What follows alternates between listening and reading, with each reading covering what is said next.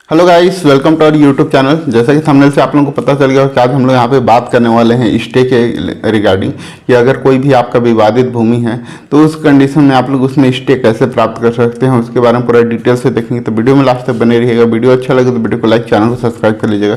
तो मैं advocate Om Prakash officer हूँ, एसोसिएट लॉ फर्म अंबिकापुर, आप सभी लोगों का स्वागत करता हूँ। तो चलिए शुरू करते हैं। तो सबसे पहले हम लोग कुछ चीज़ें यहाँ पे बारीकियाँ हैं उसको समझ लेते हैं। जो स्टे है, स्टे दो प्रकार का होता है। एक होता है टेम्परेरी स्टे और दूसरा होता है परमानेंट। ठीक है, तो जो टेम्परेरी इंजंक्शन है या स्टे है उसको प्राप्त करने के लिए जब भी कोई प्रॉपर्टी में अगर विवाद होते रहता है तो उस समय वहाँ पे स्टे लिया जाता है। और वहाँ पे वो जो स्टे होता है वो 3912 जो सीपीसी है उसके तहत वहाँ पे आवेदन किया जाता है और वहाँ पे टेम्परेरी इंजंक्शन या स्टे लिया जाता है। अब यहाँ पे कुछ चीज़ें यहाँ पे समझ लेते हैं कि जो टेम्परेरी इंजेक्शन है उसका वहाँ पे टाइम कितने दिन का रहता है, टेम्परेरी जो इंजंक्शन है या स्टे है वो कितने दिन के लिए रहता है। वहाँ पे दो कंडीशन होता है। पहला, एक तो या आपका 6 महीने तक के लिए हो सकता है वो, या तो फिर जो आपका केस चल रहा है उस केस के चलते तक, जब तक वो केस खत्म नहीं हो जाता तब तक के लिए वहाँ पे टेम्परेरी इंजंक्शन दे दिया जाता है। और दूसरा एक और इसमें डाउट होता है कि वो जो टेम्परेरी इंजंक्शन मिला है या वहाँ पे स्टे मिला हुआ है वो स्टे किसके फेवर में होता है, उसको कोई वहाँ पे यूज कर पाएगा या नहीं कर पाएगा। तो जो वहाँ पे एप्लीकेंट होता है, जो वहाँ पे आवेदन लगाता है, स्टे की मांग करता है, तो वो राइट जो है उसी को वहाँ पे मिलता है उस प्रॉपर्टी का यूज करने के लिए, जब तक वहाँ पे परमानेंट यहाँ पे सॉल्यूशन उसका नहीं हो जाता है तब तक के लिए। ठीक है, तो जो परमानेंट अब यहाँ पे इंजंक्शन है वो कैसे मिलेगा और वो उसको कैसे कर सकते हैं। तो यहाँ पे जो स्पेसिफिक रिलीफ एक्ट है उसके सेक्शन है 34, 35, 36, ये सब जो सेक्शन है वहाँ पे परमानेंट इंजंक्शन की मांग कर सकते हैं, जिसके तहत आपको वहाँ पे किसी प्रॉपर्टी में परमानेंट इंजंक्शन मिल सकता है। लेकिन यहाँ पे दोनों में बहुत ही डिफरेंस ये है कि अगर टेम्परेरी इंजंक्शन है तो वहाँ पे जो कब्जाधारी है, जिसके पास टाइटल सूट नहीं है, जिसके प्रॉपर्टी जिसके नाम पे नहीं है, उसको भी वहाँ पे मिल सकता है। और जो परमानेंट है वहाँ पे भी सेम चीज़ हो सकता है, बट वहाँ पे आपको वहाँ पे पूरा उस चीज़ को ग्राउंड को पूरा फेस करना पड़ेगा। जो ट्रायल है उसको पहले अच्छे से फेस करना पड़ेगा, वहाँ पे आपको एविडेंस देना पड़ेगा, तभी आपको वहाँ पे उसका फ़ायदा मिलेगा आपको परमानेंट स्टे के लिए। जो परमानेंट स्टे होता है वो आपके लिए लाइफ टाइम के लिए होता है, वो हमेशा के लिए आपका वो प्रॉपर्टी आपके नाम पे हो जाता है। तो चलिए देखते हैं सबसे पहले कि आप लोग टेम्परेरी इंजेक्शन कैसे ले सकते हैं उसके बारे में। उससे पहले जो हाई कोर्ट का एक लेटेस्ट जजमेंट है, कदम साथाय वर्सेस मंडला रविंद्र रेड्डी, ये अभी कर्नाटक हाई कोर्ट का लेटेस्ट जजमेंट है। इसी के थ्रू हम लोग समझेंगे कैसे स्टे हम लोग को मिल सकता है। तो इसका जो जजमेंट डेट है 29/8/2023 को है, तो इसको आप लोग डाउनलोड करके भी इसको पढ़ सकते हैं। तो कर्नाटक हाई कोर्ट के द्वारा इसमें यहाँ पे स्टे के रिगार्डिंग यहाँ पे कुछ बताया हुआ है, तो उसमें हम लोग देखते हैं क्या है फैक्ट उसके बाद।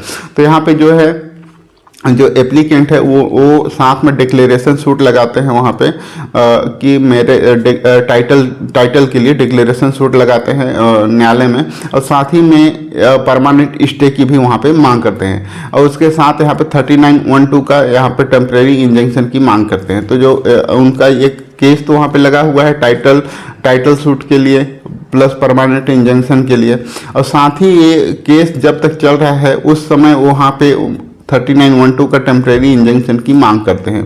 तो जो न्यायालय है वहाँ पे उस आवेदन को तो एक्सेप्ट कर लिया जो परमानेंट इंजंक्शन की मांग है और साथ में टाइटल सूट के लिए, लेकिन जो टेम्परेरी इंजंक्शन है उसको वहाँ पर से रिजेक्ट कर दिया गया। अब रिजेक्ट क्यों किया गया? क्योंकि उनके द्वारा ये देखा गया कि जो 1963 से 73 के बीच में कुछ वहाँ पे जो रिकॉर्ड है उसमें कुछ चेंजेस हुआ है, जिसके अकॉर्डिंग जो है उनका उस प्रॉपर्टी पे कोई भी हिस्सा नहीं है, उसका उन पे मतलब नाम नहीं है। इसीलिए वहाँ पर से जो टेम्परेरी इंजंक्शन था उसको वहाँ पर से कैंसिल कर दिया गया। उसके बाद यहाँ पे अपील कोर्ट में गए तो वहाँ पे सेशन कोर्ट में, तो वहाँ पे भी उस चीज़ को वहाँ पर से रिजेक्ट कर दिया गया। उसके बाद जो है जो एप्लीकेंट है वो वहाँ पे हाई कोर्ट, जो कर्नाटक हाई कोर्ट है वहाँ पे गए, वहाँ पे कुछ ग्राउंड है उसको वहाँ पे रेज किया गया कि ये बोला गया कि जो वहाँ पे टेम्परेरी इंजंक्शन की मांग की गई है, उसमें वहाँ पे जो परमानेंट इंजंक्शन है या जो पुराने प्रूफ है उसको वहाँ पे नहीं देखा जाना चाहिए कि उसके किसके नाम पे है, बट वहाँ पे जो उस समय जो किसके पोजीशन में है और कौन उसका मालिकाना हक पाने के लायक है, ठीक है। जैसे वहाँ पे सेटल्ड पोजीशन है, यानी उनको 12 साल तक उस वहाँ पे कब्जा है, तो उसमें वहाँ पे जो कब्जाधारी है उसको वहाँ पे टेम्परेरी इंजंक्शन मिल जाना चाहिए। और दूसरा चीज़ एक देखा गया कि जो उनके द्वारा कोई चेंजेस हुए हैं जैसे 1963 से 73 के बीच में, तो उसमें वहाँ पे तो उनका नाम हटा दिया गया है, लेकिन फिर भी वहाँ पे किसी और का भी उस प्रॉपर्टी में नाम नहीं है। तो इसका मतलब यह नहीं है कि जो सामने वाला जो नॉन एप्लीकेंट है उसको वहाँ पे उस प्रॉपर्टी में राइट मिल जाएगा। तो इस तरीके से, और यह भी कहा गया कि ऑलरेडी उसी के रिगार्डिंग वो जो कुछ मिस्टेक हो गया है वहाँ पे, तो उसी को सुधारने के लिए ही डिक्लेरेशन सूट वहाँ पर दायर किया गया है टाइटल सूट के लिए, क्योंकि उनका अभी नाम नहीं है। और साथ ही में कुछ वहाँ पे ऑलरेडी जैसे ऋण पुस्तिका वगैरह होता है, किसान बुक, ये सब वहाँ पे पेश किए, जिससे ये साबित हुआ कि ऑलरेडी उनका नाम उसमें था, बट अभी फ्यूचर में अभी हो सकता है, बट अभी प्रेजेंट में उनके नाम पे नहीं है।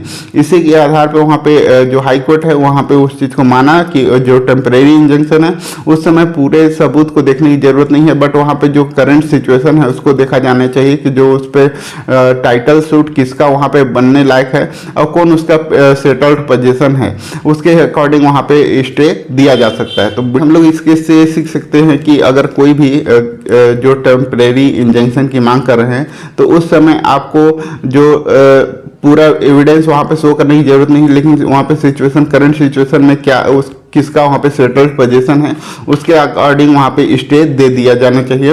और अगर आप उस समय आपके नाम पे भी नहीं है तब भी आपको वहाँ पे स्टे मिल सकता है। तो आप इस तरीके का आप अपने इस जजमेंट का यूज कर सकते हैं अपने केसेस में और अपना वहाँ पे स्टे ले सकते हैं। वीडियो अच्छा लगा तो वीडियो को लाइक करें, चैनल को सब्सक्राइब करें ताकि आप लोगों को इस तरह का अपडेट मिल सके। Thanks for watching.